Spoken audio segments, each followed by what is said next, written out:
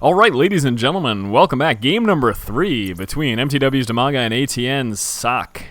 I want to say Socke every time I see his name. I don't know what it is. It just looks like Socke, doesn't it? When I said that once, someone said it was disrespectful. Look, it's the way I pronounce things. I'm not trying to disrespect anybody. I ain't disrespecting no one. So, anyways, Protoss versus Zerg. We are here on the Lost Temple. This is not Shattered Temple. This is not the revised latter edition of Lost Temple. This is just straight up Lost Temple. We see these ledges here, and this is probably one of the sole reasons that Zerg players hated this map. So abusable. You can drop High Templar up here and storm the mineral line. You can put siege tanks up there as a Terran player and just blow up Zerg expansions. Hell, I even remember during the beta, I saw a lot of TLO doing a Thor drop up there, and that was obnoxious. The Thor hugged the edge and could hit the hatchery. I mean, how absurd is that? Just ridiculous, I would have to say. So anyways, yes, Protoss versus Zerg, game number 3 here. MTW's Dimaga versus ATN's Socke. And here goes the scout right now. Let's see if Dimaga's going for that exact same build. He's been going for that same build the past 2 games in a row. And it has been, of course, that extractor into pool. And it looks like we're seeing a little bit different here. Nope, never mind. I lied. There is the extractor. And that pool is going to be following shortly thereafter.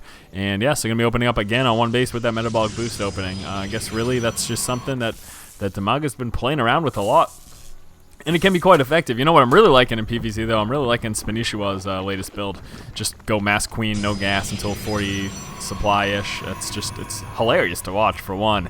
And seems to be quite effective as well. Although, you know, it's going to depend on where you are on the map and everything. Keep in mind here, we are, of course, close position. So obviously, Dimaga is going to need to be wary about that. He doesn't know quite as of yet that we are close position.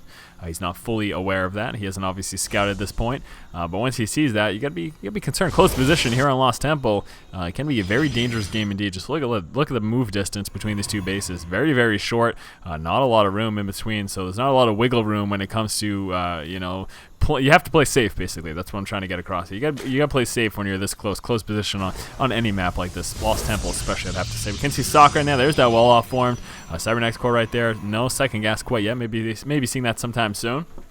Dimaga pulling off the gas here, getting the metabolic boost, and then getting that expo. Yep, so pretty much the same opening that we've been seeing him do for the past 2 games in a row. Worked for him quite well last game, and I'm going to be interested to see if we see Socke try to come out again with that Phoenix harass. That would be something that would be very dangerous here if there was a strong early push from Dimaga, but we don't know. Dimaga hasn't done an early push there. There's 4 Zerglings, though, coming out, and Socke needs to pull away with this worker. He, of course, does not want to lose that. We have that first Zealot just making its way on through. There it is, hanging out of the wall. Warp Gate Research coming on through, and there is that Sentry. So going to be going with that Sentry instead of the Stalker. Stalker, not necessary. It's actually almost preferred, in all honesty, to get that Sentry first. For the reason, in this matchup, you got the wall off finish, get the Sentry first, because it's going to let you store up that energy for those force fields. Things like roach rushes, things that can be a little bit of a concern, you want to make sure that you're prepared for, and having enough energy with that Sentry is definitely going to allow you to deal with that much more easily. I mean, you know, Baneling bust and all, like, this stuff doesn't happen often, especially in these professional games. You don't see a lot of Baneling busts, all-ins or anything like that, but it could. So getting that Sentry is just, you know, it's insurance, basically. It's going to let you handle it quite a bit more easily. And here we go, another gateway coming down. And what else does Socke got planned? Does he got a 3rd gateway making its way on through? Maybe he's moving around. He's doing something here. Yeah, that's a pylon. Okay. I'm not impressed with the pylon. Dimaga looks like he's going to be going for that same style build here. I'm guessing Roach Heavy. You can see, as mentioned in the prior game, just droning up. Very comfortable right now to just drone up. There's that Creep Tumor as his queen makes it in transit, transferring down those workers. Actually, just the 4. You usually see more than just 4. You usually see at least 5. What is he doing? Just something a little funny over there. Here's that Overlord getting ready to sacrifice his life for some scouting. And actually, look at that. Socke prepared for that Overlord. He spots it. So Overlord's going to be forced to push away. So not going to be able to take him by surprise, at least this time. And what is this? This is another gateway. So 3-gate, 4-gate. Here's a 4-gate. There is a 4-gate. So Socke coming out with this 4-gate. He could very well just try to do some early aggression, and then with that, try to get that expo. Actually surprised if he's going 4-gate expo. He did just pull this worker down, and he may actually be doing that. Is he going to go 4-gate expo? That would be surprising to me. I want to see him push out with this 4-gate because 3-gate expo makes a lot more sense, especially Sentry Heavy, especially on this map. Sentry is going to be very effective at stopping those pushes from coming through and protecting your units early game. But I don't know. Yeah, it looks like he's going to be starting off with this push first. So doing that 4-gate push and then expanding. We can see Dimaga hiding quite a bit of forces back here. Dimaga expecting that push actually is fully aware. I wish that I must have missed something, but he must have scouted something out. He probably just seen the vast amount of units here. So yeah, going to be working up, and there's that hallucinated Phoenix. Really loving that hallucination research here from Socke. Getting that scouting can be very, very effective, and he's going to see the amount of forces that his buddy Dimaga has. And he can see here, not really saturated much at all. I'm pretty sure that he scouted those guys down there, so he knows at this point that Dimaga is prepared for this push, and I think that as a result, he's just going to drop his Expo. There's his forge right now, and yeah, I expect that Expo to come down right now as well. So that was pretty nice there. We saw basically what we saw from Socke was he pushed out with that Phoenix Scout. He saw, hey, look, Dimaga's ready for this. Instead of throwing my units away, why don't I just go ahead and drop my Expo? And that is, in fact, what he will be doing. And here he's pulling up those resources. Please just drop your Expo. Don't make me look like a fool, Socke. Please don't make me look like a fool. Please drop your expansion. Or else I look like I don't know what I'm talking about. I mean, the general rule, the general idea of what we saw him do makes a lot of sense. And you can see protecting this, so obviously that Expo is coming, but he's just holding back on that a lot because he is, in fact, trying to make me look like a fool. That's not very nice of you, Socke. I am not very impressed. Dimaga coming out with his layer right now. Again, we can see those forces. He wasn't fully prepared for that possible 4-gate push. We can see it looks like Socke is going to start to play aggressively right now and just coming out with more pylons and continuously making me look like I don't know what I'm talking about.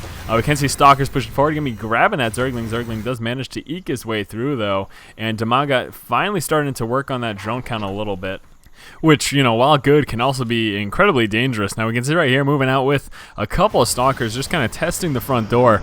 Also another hallucinated Phoenix going down, so definitely loving the use of that. Is he finally going to drop that Expo? It's all I've been talking about for the past like 2 minutes, for the love of God. And here comes that other scouting Phoenix, again spotting pretty much everything. Queen's doing what they can to take it down, but actually going to make it straight on through. He sees a layer pop. He's not going to see what comes as a result of that. Are we going to get any tech? Or here we go. Here comes a push right now. It's very, very Sentry Heavy, leading the front actually. Want to make sure those Zealots get up front.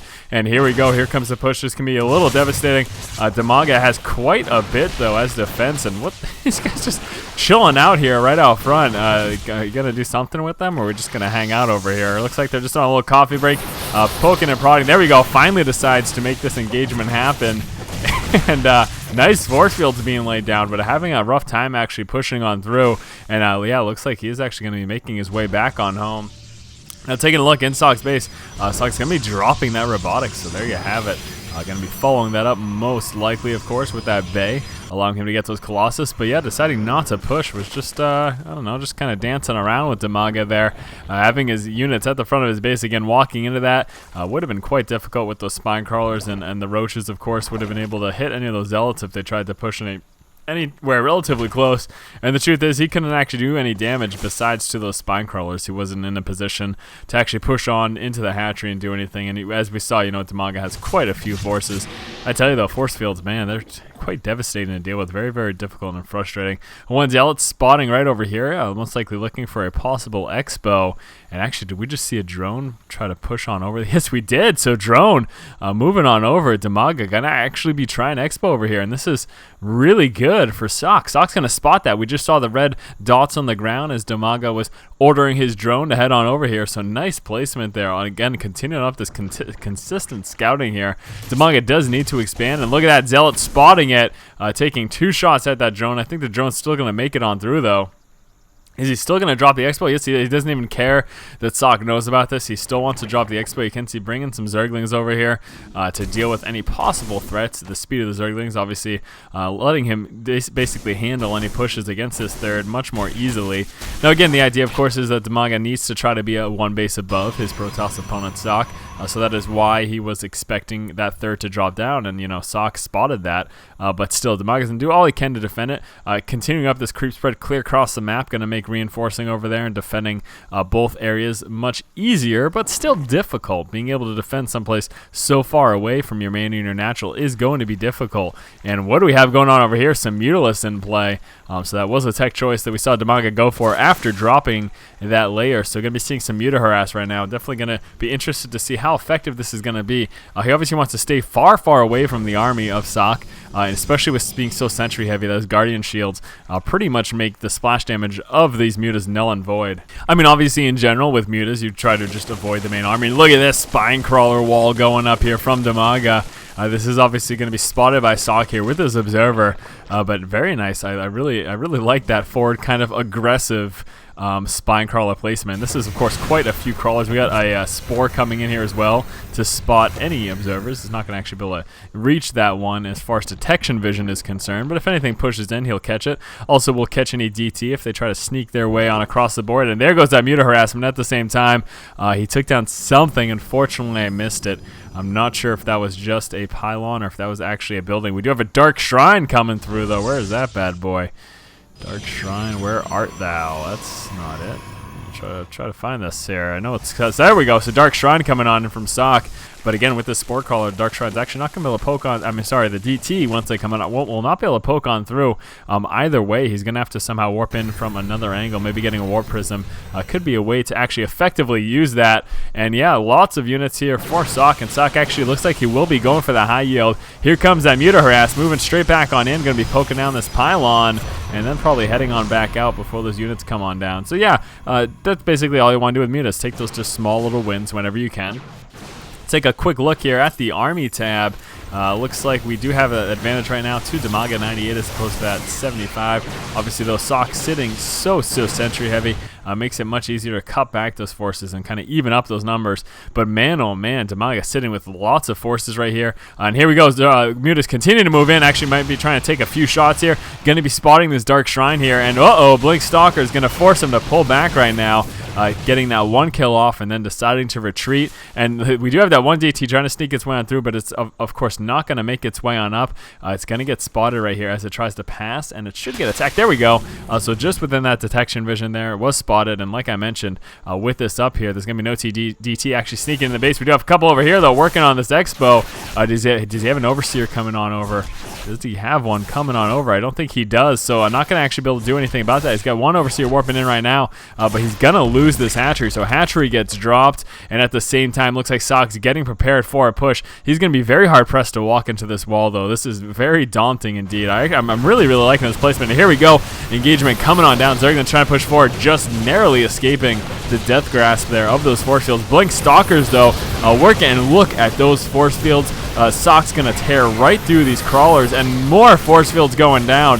Not looking good right now. Muta's trying to move in and engage with these Stalkers, doing what they can. There's actually quite a few Mutas. They're actually going to be doing okay against this, and even with this consistent force field, as a result of being so sentry heavy, yes, he had a lot of force fields, but he doesn't have a very strong army as a result, and look, Dimaga able to just push up against that. Once all of those force fields dissipated, he's just able to walk right through his army.